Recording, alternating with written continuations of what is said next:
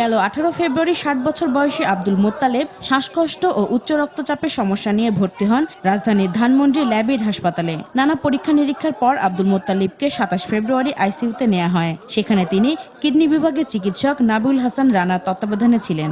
স্বজনদের বক্তব্য, পরদিন রোগীর অবস্থা খারাপ হলেও বারবার খবর দেওয়ার পরও ডাক্তার রানা তাকে দেখতে আসেননি।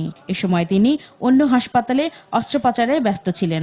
নেফ্রোলজিস্ট ডাক্তার রানা উনি রোগীকে যখন দেখলেন 2-3 দিন উনি আমাদেরকে বলেছে যে আপনাদের রোগীর কিডনিতে তেমন কোনো সমস্যা নাই, কিডনি ডেভেলপ করছে। সবাইকে আমরা নক করছি যে আমাদের রোগীর পেট ফুলে যাচ্ছে, আপনারা ব্যবস্থা নেন।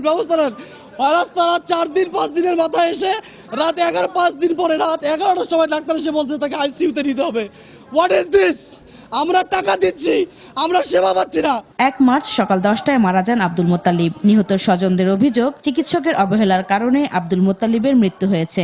আমি বলছি আমার বাবা শ্বাসকষ্ট হচ্ছে, একটু দেখেন তো। বলে ওখানে বসে বসে সিস্টার উত্তর দেয়, কোনো কিছু করার নাই। আমার বাবা সুস্থ অবস্থায়, আমার বাবা ডাক্তার দেখলো চলো বাসায় যাই, এখন বলছে চলো বাসায় যাই। এই রুগীকে এই কয়েকদিনের মধ্যে মেরে ফেললো। ডাক্তারের পিছনে আমাকে দৌড়াতে হয়, তাহলে ল্যাবেট কেন? প্রত্যেকটা রোগীকে আইসিইউতে নিয়ে যাওয়ার একটা টেন্ডেন্সি এবং টাকা কামানোর একটা মেশিন তৈরি করছে এরা এখানে আজকে। রোগীর ক্ষুব্ধ স্বজনরা হাসপাতালের একটি কক্ষ ভাঙচুর সহ স্টাফদের মারধর করেন।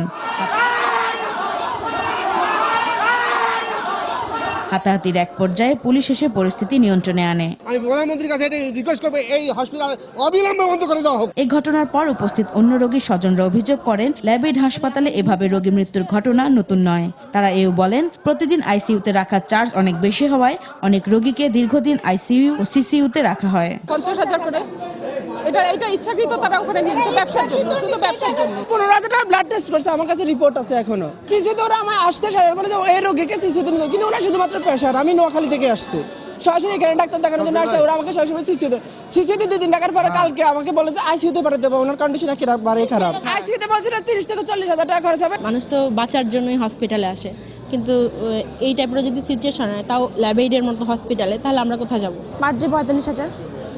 রোগী কিন্তু বাঁচানো গেল, ওরা তো ট্রিটমেন্ট দিতে পারলো না, উল্টা মেরে ফেললো। আমার বাসায় পড়ে থাকতো তো ভালো ছিল।